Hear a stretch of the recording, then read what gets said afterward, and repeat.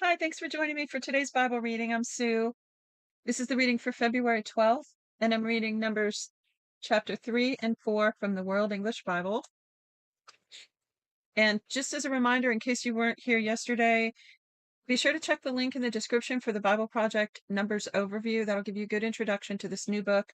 There are, I think, 16 readings from this book, so it pays to go ahead and listen to that up front before we go into them all. It'll really help you out, especially if you're not familiar with this book of the Bible. All right, chapter 3, verse 1.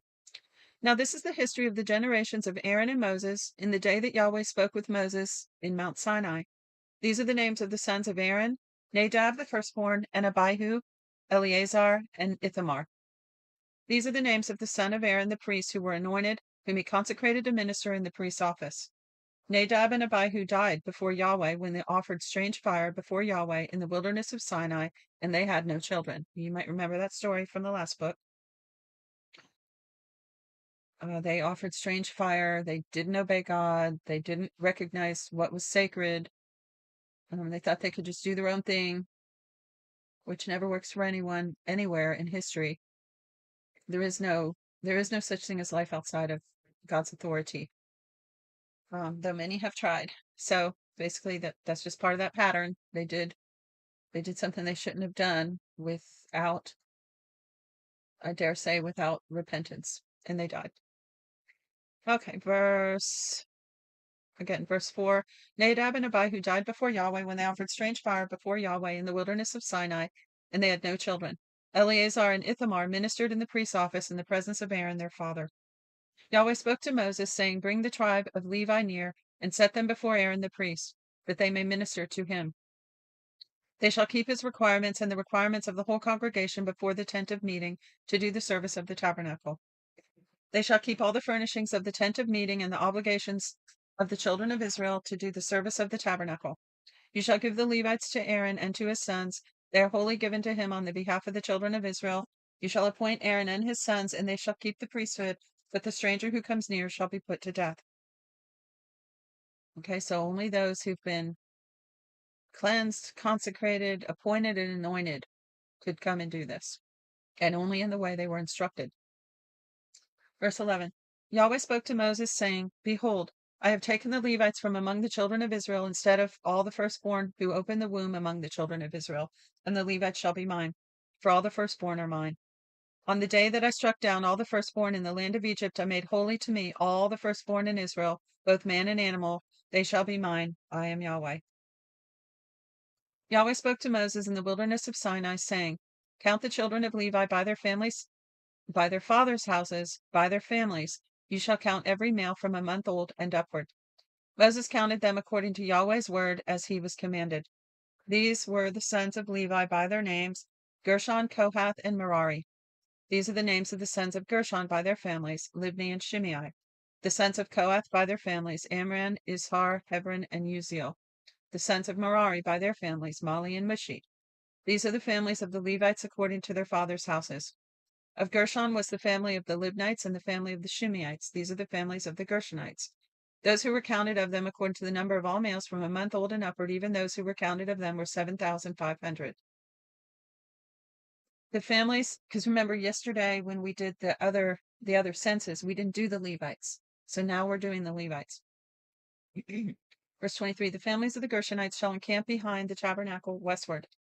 Eliasaph the son of Lael shall be the prince of the father's house of the Gershonites. The duty of the sons of Gershon in the tent of the meeting shall be the tabernacle, the tent, its covering, the screen for the door of the tent of the meeting, the hangings of the court, the screen for the door of the court which is by the tabernacle, and around the altar and its courts for all its service. Because also yesterday we learned that they are going to be in charge of putting the tabernacle up and taking it down every time they move, like an army. Remember, we talked about that. Verse 27.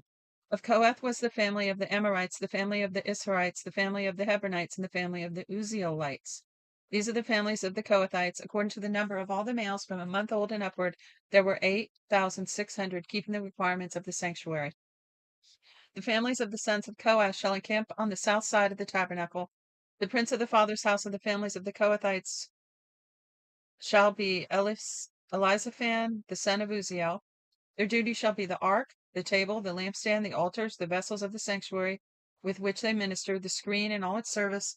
Eleazar, the son of Aaron, the priest, shall be prince of the princes of the Levites, with the oversight of those who keep the requirements of the sanctuary. Of Merari was the family of the Mahalites and the family of the Mushites. These are the families of Merari. Those who were counted of them according to the number of all the males from a month old and upward were 6,200. The prince of the father's house of the families of Merari and Zuriel, the son of Abihail, they shall encamp on the north side of the tabernacle. The appointed duty of the sons of Merari shall be the tabernacle's boards, its bars, its pillars, its sockets, and all its instruments, all its service, the pillars of the court around it, their sockets, their pins, and their cords. Those who encamp before the tabernacle eastward in front of the tent of meeting toward the sunrise shall be Moses with Aaron and his sons, keeping the requirements of the sanctuary for the duty of the children of Israel. The outsider who comes near shall be put to death. All who were counted of the Levites whom Moses and Aaron counted at the commandment of Yahweh by their families, all the males from a month old and upward were 22,000. Yahweh said to Moses, count all the firstborn males of the children of Israel from a month old and upward, and take the number of their names. You shall take the Levites for me, I am Yahweh, instead of all the firstborn among the children of Israel, and the livestock of the Levites instead of all the firstborn among the livestock of the children of Israel. Moses counted as Yahweh commanded him all the firstborn among the children of Israel. All the firstborn males according to the number of names from a month old and upward of those who were counted of them were 22,273. Yahweh spoke to Moses, saying, take the Levites instead of all the firstborn among the children of Israel, and the livestock of the Levites instead of their livestock, and the Levites shall be mine. I am Yahweh. For the redemption of 273 of the firstborn of the children of Israel who exceed the number of the Levites. You shall take 5 shekels apiece for each one, according to the shekel of the sanctuary. You shall take them. The shekel is 20 gerahs, and you shall give the money with which their remainder is redeemed to Aaron and to his sons. Moses took the redemption money from those who exceeded the number of those who were redeemed by the Levites. From the firstborn of the children of Israel he took the money, 1,365 shekels, according to the shekel of the sanctuary, and Moses gave the redemption money to Aaron and to his sons, according to Yahweh's word, as Yahweh commanded Moses. Yahweh spoke to Moses and to Aaron, saying, take a census of the sons of Kohath from among the sons of Levi, by their families, by their fathers' houses, from 30 years old and upward, even until 50 years old, all who enter into the service to do the work of the tent of meeting.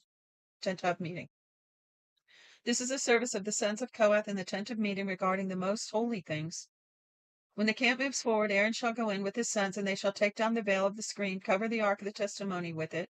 Oh, that's interesting. I never saw that before. So they're going to take the veil that's shielding the Holy of Holies room, for those that don't know what that is, that inner room where the Ark of the Covenant was, where the presence of God came. So they have to take that shield down and lay it over the ark. Excuse me. And then it says, put a covering of sealskin on it, spread a blue cloth over it, and put in its poles. The poles were for carrying. On the table of showbread they shall spread a blue cloth, and put on it the dishes, the spoons, the bowls, and the cups with which to pour out, and the continual bread shall be on it. They shall spread on them a scarlet cloth, and cover it with a covering of sealskin, and shall put in its poles. They shall take a blue cloth and cover the lampstand of the light, its lamps, its snuffers, its snuff dishes, and all its oil vessels with which they minister to it.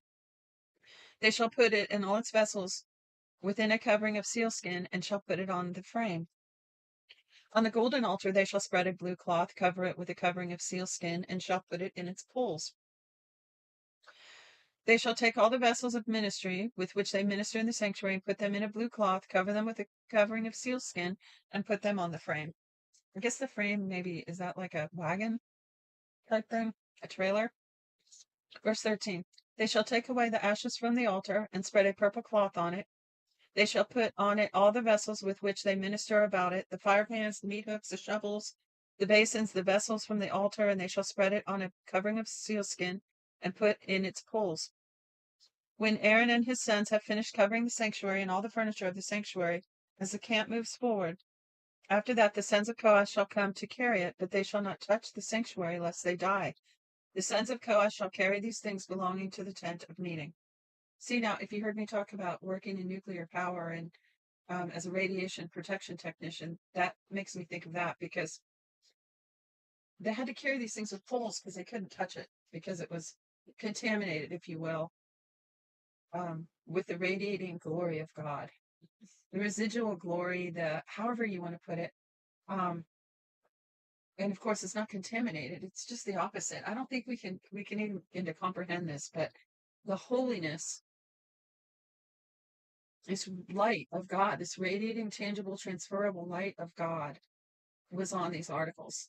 And they shielded them. They put things over them to shield them, like we do. We use shielding in nuclear power for protection, time, distance, and shielding. And then they carried them with poles to get that distance. It's really amazing, the correlations there.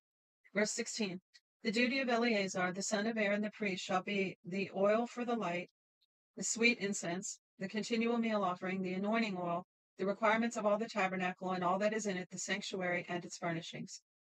Yahweh spoke to Moses and to Aaron, saying, don't cut off the tribe of the families of the Kohathites from among the Levites, but do this to them that they may live and not die. When they approach the most holy things, Aaron and his sons shall go in, and appoint everyone to his service and to his burden, but they shall not go in to see the sanctuary even for a moment, lest they die. Okay, it's probably a high radiation area. if I can make those correlations. He's telling them this for a reason. See, the priests have already been cleansed. They've already gone through all the ritual. They've already got on the proper clothing. They've got their protective clothing on, both spiritually and physically. So there's a way that they have to handle these objects. Verse 21, Yahweh spoke to Moses, saying, take a census of the sons of Gershon also by their fathers' houses, by their families. You shall count them from 30 years old and upward until 50 years old, all who enter in to wait on the service to do the work in the tent of meeting. This is the service of the families of the Gershonites in serving and in bearing burdens.